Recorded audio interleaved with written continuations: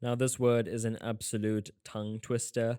Reciprocities, tomato, tomato. Nonetheless, our poet Cathal Lagan was born in Northern Ireland, how's my accent, in 1937, and he also served as a priest in Obeja. Look, how's my pronunciation? Okay, so you peeps in Eastern Cape, just give me a rating out of 10 there in the comments. Okay, summary of this narrative free verse poem. So, our speaker reflects on how he used to help his mother during her knitting sessions. And he remembers how his mother would make him hold bits of wool so she could roll it into a ball. And he's also reminded of the relationship that they had. He is now a writer, and his writing process reminds him of those early childhood years. He compares his writing to his mother's knitting, and his mother benefited from him just like he benefited from his mother's experience. Commitment, talks, and skill. So our poet shared a very close relationship here with his mom. So everyone, the type and form of Reciprocities, this is a narrative poem. It's written in free verse, so there's no rhyme scheme or anything like that. It does not follow a specific set of rules. And the first stanza, it comprises of 10 lines, the second stanza of just 4 lines, and stanza 3, 5 lines. So now for the analysis. The speaker remembers how he helped his mother by holding the skeins of wool to wind into a small ball so she could do her knitting. And he details the process, focusing on his mother's precision and attention to detail. He then compares that whole process to that of him writing his poetry. So he's drawing a parallel here between his mom knitting and him writing. So the word reciprocity, it's defined as a state of mutual dependence. So this poem is not about mutual benefits. The mother would be assisted by the boy when knitting, and the boy has grown up to be a man, and he now writes poetry. And he compares this writing to his mother's knitting, just to repeat myself. So, stanza 1. In stanza 1, the speaker looks at the process of winding or spinning wool into a ball. His mother would give him skeins to hold with 2 hands held up and wide apart. Now, holding his hands like that would make him look like a priest at mass, and that is emphasized there in line 2. He would be given instructions to follow just like a priest would follow instructions from the rubrics, the stern rubrics that's coming from line 3. And as the process goes on in his head, it would make his head spin, resulting in his confusion and wandering. He would drop his hands, and she would check his concentration by pulling the strands harder.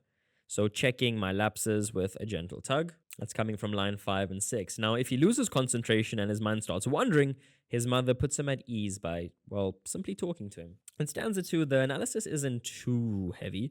So when the ball of firm, strong wool grew bigger and bigger in line 11, it is a sign that there was no loss and they had enough for his mother to knit something for him. So, and when her ball compacted grew, so when enlarged, and a few strands fell limp away, I knew there was no loss, for she would knit it back again to fit me perfectly. So his mom would do, well, absolutely anything for him, just to further the imagery there in line 14. Now, in stanza 3, looking back, he now realizes that his imperfect poems that he creates are not as perfect as his mother's knitting.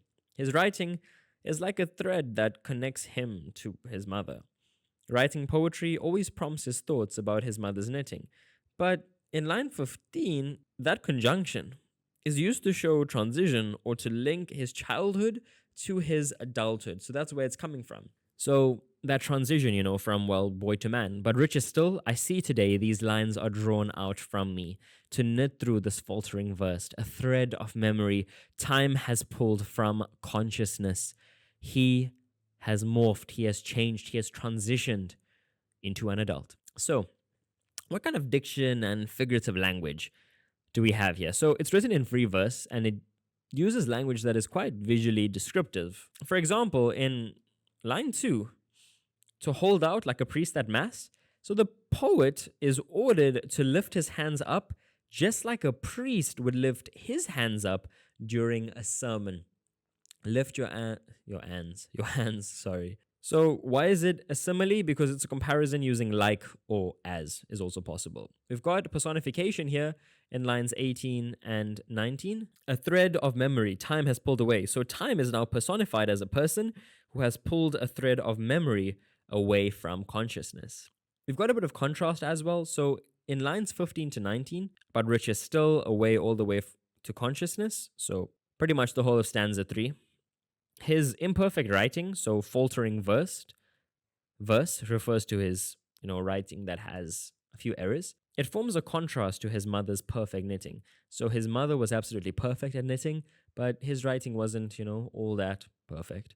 And that's the contrast. It's a nice comparison as well. We can call that a juxtaposition. So just some major themes that we have. The big two, nostalgia and mutual dependence. So nostalgia, the speaker longs for the time he has spent with his mother and some of the activities they did while being together. When he writes, he feels connected to his mother, and this reinforces the idea of nostalgia. Mutual dependence, the mother benefits from the boy who holds the cotton for her. The boy also benefits from spending time in his mother's company. And her focus and her creativity, it finds its way into his writing. And that brings us to the tone and mood of this poem. So the tone here is appreciative because the speaker appreciates the lessons he learned from his mother. And this creates a nostalgic and sentimental tone as well. When the speaker writes poetry, creating a mood of warmth as he idolizes his mom, appreciative of the mom's role in his existence. So this poem is just all about appreciation. The poet is full of appreciation and gratefulness for his mother.